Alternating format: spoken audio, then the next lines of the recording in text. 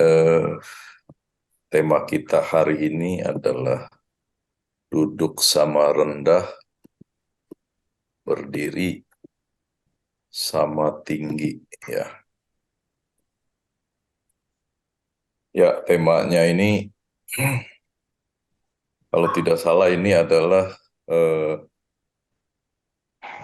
peribahasa ya, Kamarle ya. Duduk sama rendah, berdiri sama tinggi gitu ya. Jadi waktu saya diberikan tema ini, makanya saya tanya ini mau arahnya mau kemana gitu ya. Duduk sama rendah, berdiri sama tinggi ya. Saya harus mencari apa ya nilai-nilai gitu ya di Alkitab. Apakah iya duduk sama rendah, berdiri sama tinggi itu sesuai dengan pemikiran yang sesuai dengan pemikiran Alkitab gitu ya. Karena kan duduk sama rendah, berdiri sama tinggi ini pasti ini adalah suatu eh, filosofi kehidupan di dalam sosial ya, di dalam sosial yang digunakan oleh mungkin para tua-tua ya atau mungkin para pemuka adat supaya bisa apa mendudukkan gitu ya suatu komunitas atau suatu adat tertentu atau atau sosial tertentu sehingga kondisi sosial mereka itu semuanya terjaga dengan baik ya dengan tidak saling menjatuhkan. Makanya ada peribahasa ini duduk sama rendah, berdiri sama tinggi. Tentunya ini kita sejak sekolah ya, saya lupa SD apa SMP ini diajarkan ya, duduk sama rendah, berdiri sama tinggi. Namun tidak apa-apa ya, kita akan mencoba melihat bagaimana Alkitab menjelaskan ya gitu ya, apa yang dapat kita ambil ya pelajarannya dari duduk sama rendah, berdiri sama tinggi ini. Nah, kita akan mulai dari pada penciptaan manusia ya. Di dalam Kejadian 2 ayat 7 itu dikatakan ketika itulah Tuhan Allah membentuk manusia itu dari debu tanah dan menghembuskan nafas hidup ke dalam hidungnya.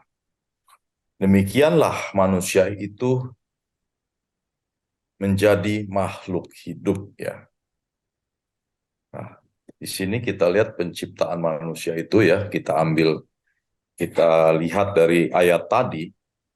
Jadi saat Allah menciptakan dunia dan isinya, manusia itu menjadi puncak dari segala ciptaan dan menjadi makhluk yang paling mulia. Tentunya kalau kita membaca lengkap ya, eh, ya bahwa Allah sudah menciptakan isi dunia ini, maka pada hari ke-6 ya, manusia diciptakan. Itu lain dari yang lain. Bahkan Allah memberikan mandat ya kepada manusia itu untuk mengelola bumi, bahkan Allah juga mengomentari bahwa manusia diciptakan sungguh amat baik ya. Dan bahkan sebelum menciptakan Allah juga mengatakan bahwa baiklah kita menjadikan manusia menurut gambar dan rupa kita. Jadi memang penciptaan manusia itu begitu spesial ya. Tetapi kita harus sadar juga ironinya ya bahwa ketika Tuhan menciptakan makhluk manusia ini yang paling mulia, tetapi Tuhan memakai debu tanah yang remeh gitu ya, dan tidak bernilai untuk menjadikan manusia sebagai makhluk yang mulia tadi gitu ya. Jadi ini kalau eh, kita lihat ini adalah suatu paradoks ya. Kedua-duanya benar ya. Kalau paradoks itu kedua-duanya benar tapi saling bertentangan. Katanya diciptakan mulia, tapi kok diciptakannya dari debu ya? Bagaimana menjelaskan hal ini gitu ya? Di satu sisi mulia, tapi di sisi lain dari debu. Debu itu adalah di dalam struktur tanah itu ya yang paling rendah ya, tanah masih mending gitu ya. Debu itu berterbangan gitu, nggak ada artinya gitu. Nah, inilah yang perlu kita coba memahami ya, bagaimana bijaksana Allah itu ya di dalam menciptakan. Makanya kita bisa berandai-andai kan sebetulnya. Dapatkah Allah menciptakan manusia dari bahan yang lebih mulia, misalnya emas atau permata? Ya saya berpikir ya bisa aja, kenapa Allah nggak bisa? Orang dari debu aja bisa gitu ya. Kenapa dari emas nggak bisa gitu? Atau dari batu permata? Itu kan lebih mulia gitu ya. Bahannya gitu ya. Atau bahan bakunya itu lebih mulia gitu ya. Dari kalau dari emas dibanding dengan debu tanah gitu. Nah inilah suatu hikmat atau bijaksana Allah yang mungkin kita tidak dapat melihat hal itu ya. Kita itu kan taunya punya pikiran-pikiran ya yang wah-wah aja gitu ya, yang sepertinya benar menurut kita ya. Tapi saya lagi berandai-andai aja, kalau Allah itu membuat manusia dari emas ya, ceritanya kali lain ya gitu ya. Mungkin saya mulai membayangkan gitu, waduh, ibu-ibu ya, ini kebetulan ibu-ibu tuh kan seneng yang bagus-bagus gitu ya. Saya membayangkan, kalau manusia dicipta dari emas, wah ibu-ibu matanya dari permata, bersinar, cantik sekali gitu ya. Telinganya udah emas, si antingnya batu permata, harganya nggak perlu beli-beli lagi ya ibu-ibu ya, nggak perlu beli-beli lagi, mata dari batu permata. Kemudian rambut, pirangnya itu emas, bukan dipilok-pilok gitu ya, dicat-cat, tapi dari emas, keren banget gitu ya. Alisnya juga, wes, emas semua. Giginya emas, senyum terus tiap hari gini, gini, gini, pamer ya. Orang emas semua. Makan juga hati-hati gitu. Wah, gigitnya nggak mau yang keras-keras. Begitu patah, sayang emasnya kan. Nah, mungkin pakai baju juga udah yang dicipta dari debu aja, bajunya itu mini-mini. Bagaimana pakai emas ya? Mungkin lebih mini lagi sih, pamer gitu. Wah, semua dari emas nih. Nah, oleh karena itu kita melihat ya bahwa Allah itu berbijaksana ya, tidak menjadikan manusia itu dari bahan yang mulia gitu ya. Ternyata manusia itu didesain oleh Tuhan itu dicipta dari debu tanah supaya juga tahu dirinya gitu ya, bahwa dia adalah makhluk yang mulia tapi adalah makhluk yang sangat rentan gitu. Tidak ada apa-apanya. Orang dicipta dari debu aja bisa belagu ya, manusia bisa sok. Bagaimana dicipta dari emas gitu ya, atau dari permata, mungkin nggak ketulungan lagi lagunya gitu ya. Nah itulah sesungguhnya kita perlu menyadari bagaimana bijaksana Allah sehingga kita bisa mawas diri sebagai makhluk ciptaan Allah, bahwa kita mulia tetapi kita juga adalah makhluk yang rentan, yang tercipta dari debu supaya tahu diri bahwa sesungguhnya kita tidak ada apa-apanya ya. Nah, inilah kuncinya ya, bahwa letak kemuliaannya manusia itu hanya bergantung daripada Allah. Maka ketika Allah memberikan nafas hidup itu, disitulah letak kemuliaan manusia sesungguhnya. Jadi satu-satunya hal yang meningkatkan harkat dan martabat manusia itu loh ketika Allah menghembuskan nafas hidup ya. Nah, nafas hidup ini berbeda dengan nafas hidup binatang ya. Tadi kita cerita anjing kan ya. Beda. Manusia itu ketika diberikan nafas hidup tuh bukan, oh hidup bisa jalan-jalan, beda. Kalau gitu nggak ada bedanya dong dengan anjing ya. Anjing juga punya nafas hidup, tapi ya nafas hidupnya ya jalan, bisa bergerak, bisa makan, bisa bergaul ya. Tetapi beda nafas hidupnya manusia. Nafas hidup manusia itu memiliki potensi atau gambar yang dari Allah tadi ya. Sehingga manusia itu makhluk satu-satunya yang bisa berelasi dengan Tuhan Allah gitu ya. Dan mampu gitu menangkap nilai-nilai atau apa ya, nilai-nilai yang baik, yang benar dari Allah gitu ya. Dan punya punya hikmat ya, punya daya kreasi gitu ya, punya talent itu ada pada manusia gitu. Ya tadi kita cerita anjing ya, saya suka iseng nyeleneh soalnya ya. Saya suka bercanda dengan anjing gitu. Kadang-kadang saya bercanda tuh yang nyeleneh juga. Saya megang kue, saya megang duit. Ayo pilih mana gitu.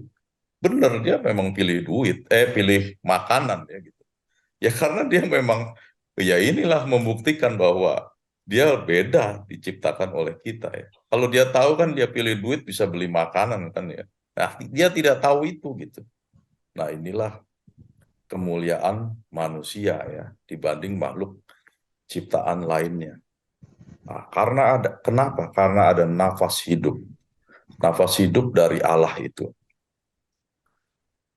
Nah, sekarang kita lanjut ya. Kita setelah mempelajari bagaimana ketika manusia itu diciptakan Allah, kita terbuat dari debu, tanah, tetapi sekaligus kita bernilai karena ada nafas Allah.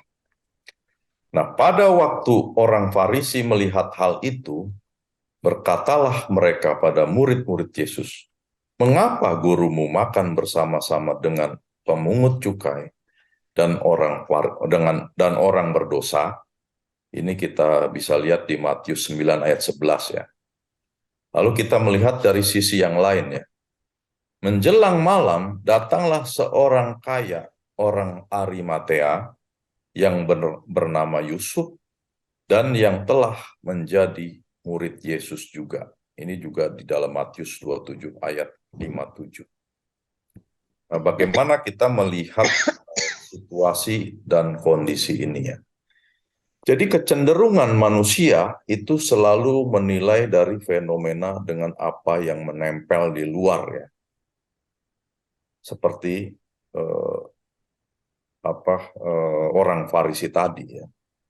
Jadi yang dilihat itu adalah simbol-simbol atau atribut yang dipakai manusia ya. Eh, ini kita lihat gambarnya ya, ada gambar orang rohaniwan, ada gambar baju-baju, ada gambar rumah, ada gambar kendaraan ya. Ya ini kadang-kadang penilaian manusia itu melalui atribut-atribut yang menempel pada manusia ya. Sehingga kalau ketemu orang yang berjubah-jubah panjang gitu ya. Makanya dulu orang-orang Yahudi itu zaman-zaman Tuhan Yesus ya sering memakai jubah-jubah gitu ya supaya terlihat rohaniwan gitu ya, rohaniawan, orang-orang yang baik, yang selalu ada di dekat-dekat bait Allah gitu. Nah, zaman sekarang pun ya masih ada gitu ya kan kalau kita lihat banyak yang menggunakan atribut-atribut demikian ya, yang jenggotnya dipanjang-panjangin gitu kan ya, masih ada gitu. Atau di pihak lain ada juga yang memakai baju ya yang wah gitu ya, yang mungkin bermerek supaya harkat martabatnya naik ya. Mungkin juga rumahnya, daerah tempat tinggalnya, mobil apa yang dikendarai. Nah, ini adalah atribut-atribut yang tampak dalam fenomena luar ya. Nah, manusia itu biasanya tertipu dengan melihat hal-hal seperti ini, sehingga cenderung akan menghargai orang-orang yang terlihat seperti demikian.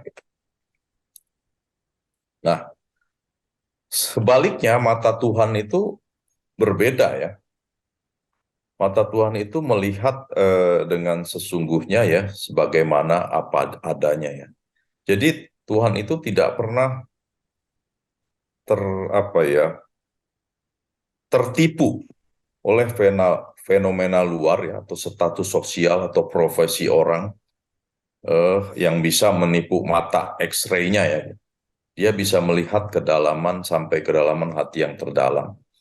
Ketika orang kaya mau mengikut dia, ya ada juga yang tidak bisa gitu ya. Ditolak bahkan, barang siapa mau mengikut aku, ya harus menyangkal dirinya. Akhirnya orang muda itu suruh menjual harta kekayaannya, nggak mau.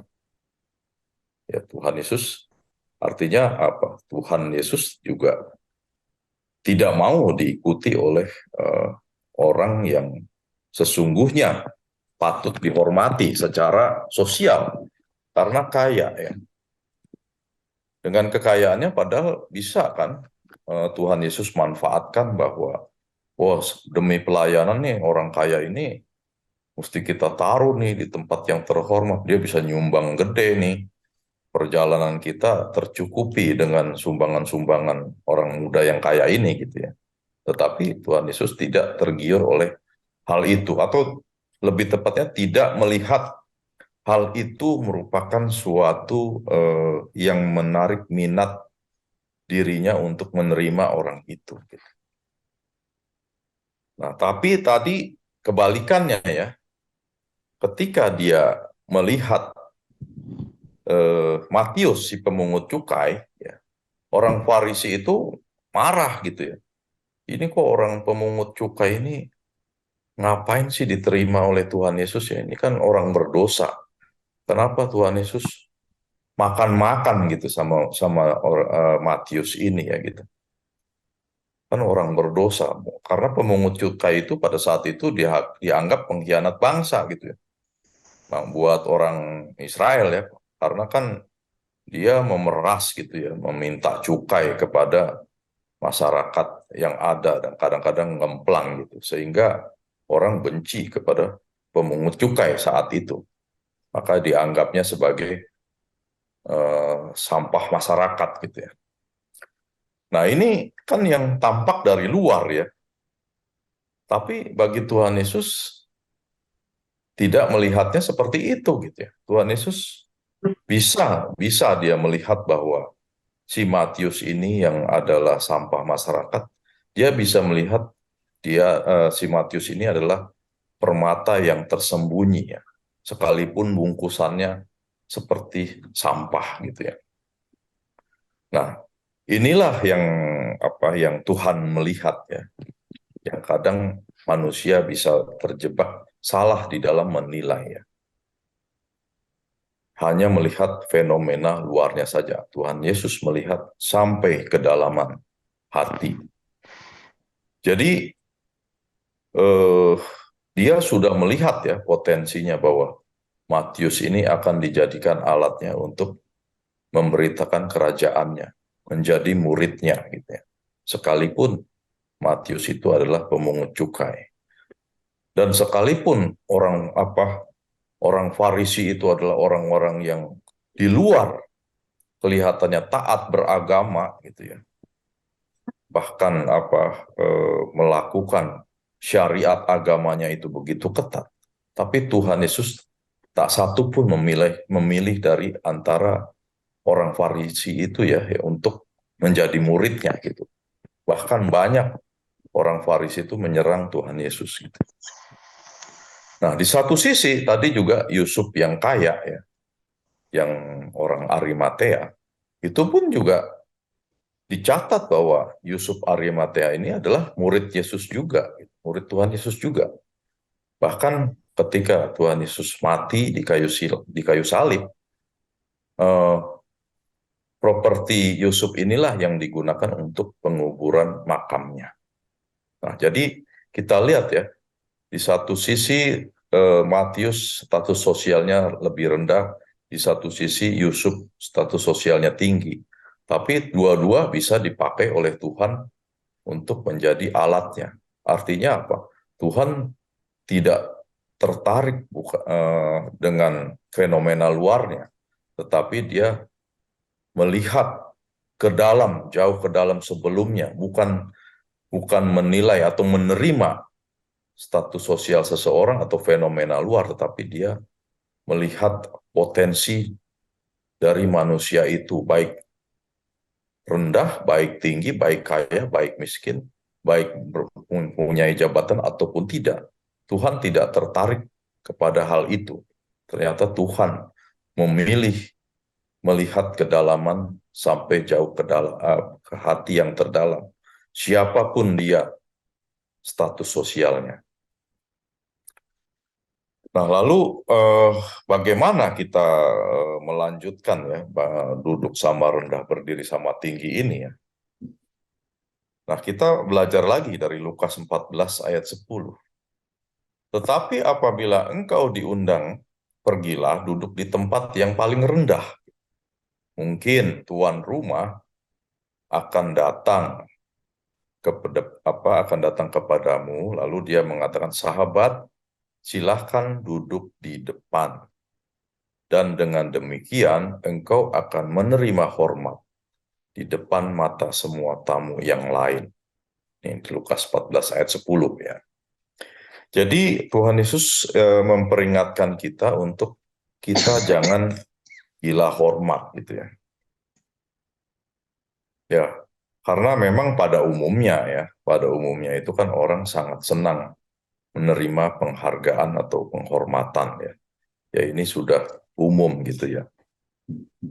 Eh, tapi Tuhan Yesus memperingatkan bahwa kehormatan ya itu jangan diburu gitu ya. Jangan diburu demi gengsi gitu ya. Atau untuk menaikkan status sosial semata gitu ya. Ya contohnya tadi gitu ya. Kalau duduk jangan kita belum apa-apa, belum tiba saatnya menduduki tempat yang tidak semestinya, sehingga malah kita, tolong Pak duduk di belakang ini dipakai untuk orang yang lain yang lebih terhormat. Nah itu malah memperlakukan. Atau tadi ya, demi memburu kehormatan, kita menaikkan status sosial kita dengan menggunakan atribut-atribut yang fenomenal, yang tampak luarnya itu meningkatkan gengsi kita. Ya, ya bisa dari pakaian. Saya bukan melarang orang menggunakan pakaian yang bagus, ya, memiliki rumah yang bagus, memiliki mobil yang bagus, tidak dilarang itu ya. Tetapi jangan jangan menggunakan itu semua hanya untuk sebagai alat meningkatkan atau memburu kehormatan kita ya. Karena itu adalah suatu apa suatu sikap yang salah gitu ya. Kalau kita meningkatkan harkat martabat harga diri kita ditentukan dari segala sesuatu yang kita pakai gitu ya. Nah, kemudian lalu bagaimana ya harga diri itu atau kehormatan itu kalau memang kita layak untuk dihargai atau dihormati, kita itu pasti akan mendapatkannya ya. Tentunya mendapatkan itu Tuhan yang akan memberikan gitu. Nah, oleh karena itu maka cara apa ya yang seharusnya kita patut dihormati ya. Bukan cara-cara yang seperti tadi yang tampak fenomena luar saja. Misalnya Matius tadi ya. Matius itu adalah seorang pemungut cukai yang status sosialnya menjadi sampah masyarakat. Tetapi Matius menjadi orang yang terhormat saat ini ya, dicatat di dalam Alkitab. Menjadi rasul dari Tuhan Yesus. Karena apa? Karena dia melayani gitu ya. Melayani mengikut Tuhan Yesus ya. Sehingga hormatnya itu adalah menjadi suatu kelayakan gitu ya. Karena dulu murid-murid Tuhan itu juga menginginkan ya sikap dihormati dan harga dirinya menaik sampai ibu-ibu mereka itu bicara kepada Tuhan Yesus, baiklah anak-anak kami nanti menjadi orang-orang yang memerintah di sebelah kiri dan di sebelah kananmu gitu ya. Sampai Tuhan Yesus bilang, kamu tidak mengerti apa yang kamu minta sesungguhnya. Nah, janganlah kita sampai seperti itu ya. Kita jadi gila hormat gitu. Jadi di dalam Matius 20 ayat 27 Tuhan sudah mengajarkan kepada kita, dan barang siapa ingin menjadi terkemuka di antara kamu, hendaklah ia menjadi hambamu. Menjadi hambamu itu adalah menjadi melayani ya gitu. Kalau udah melayani, yang namanya melayani itu adalah sudah mau mengorbankan diri gitu ya. Mengorbankan diri itu artinya dia eh, mengeluarkan daya upayanya, baik tenaga, waktu, bahkan eh, dananya, uangnya, dan sebagainya, nyawanya ya, itu itulah sikap melayani yang merupakan nilai-nilai Alkitab yang kalau kita melakukan hal itu, itulah hormat dan harga diri yang akan kita dapatkan gitu ya.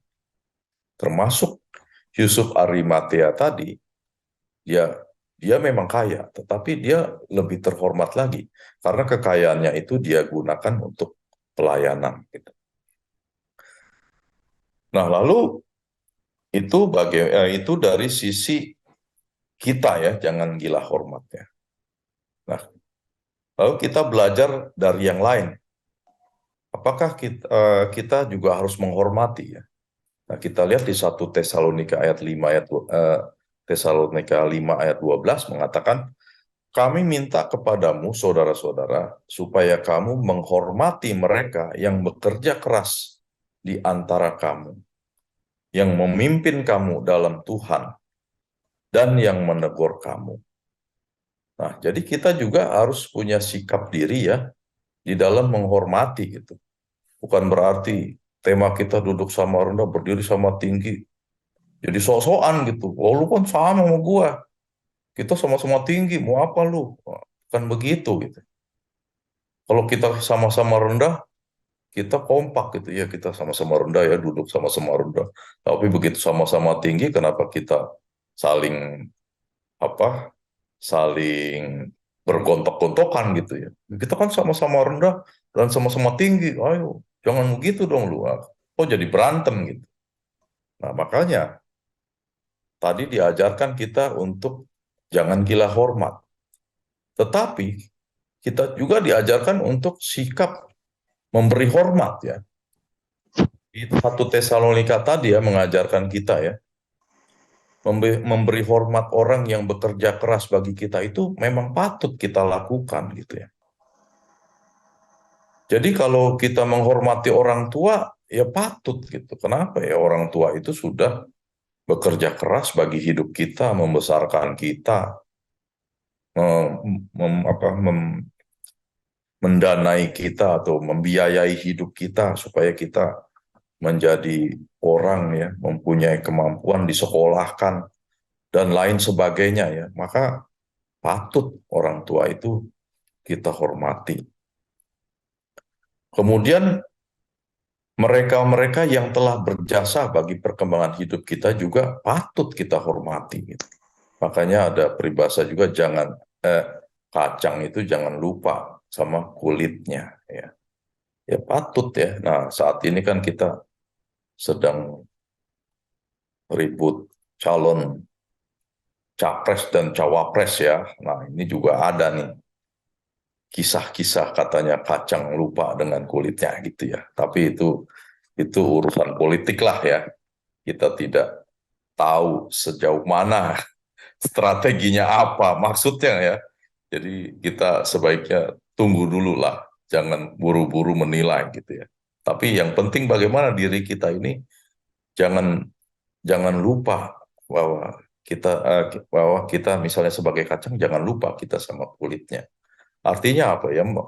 Orang-orang yang telah berjasa dalam hidup kita itu juga patut kita hormati gitu ya. Orang-orang yang sudah membantu, orang-orang yang sudah membuka jalan, orang-orang yang memiliki jasa itu jangan kita lupakan gitu ya. Jadi orang-orang yang telah punya kebaikan dengan kita itu jangan kita lupakan. Kita harus hormati ya. Pemimpin gereja yang menggembalakan, yang menegur, menasehati, itu patut kita hormati ya. Jadi kenapa kita menghormati pendeta? Bukan karena jabatan kependetaannya, karena pendeta itu sudah bekerja keras gitu bagi komunitas kita sebagai gereja gitu ya. Sudah melayani kita gitu ya. Tiap minggu dia mungkin harus mempersiapkan khotbah, bahkan bukan tiap minggu aja ya, tiap ada persekutuan ya, itu patut kita hormati ya. Jadi Alkitab atau perintah Tuhan seperti itu. Nah, jadi eh, kita jangan gila hormat, tapi kita juga harus patut menghormati orang yang memang punya hak patut dihormati gitu. Jadi kita tidak bisa mengabaikan kita kan duduk sama rendah, berdiri sama tinggi, lalu kita anggap orang sama aja, orang sama-sama manusia dia. Ya kita nggak usahlah terlalu begitu ya, enggak gitu. Pemimpin yang sudah bekerja keras bagi kita, itu patut kita hormati.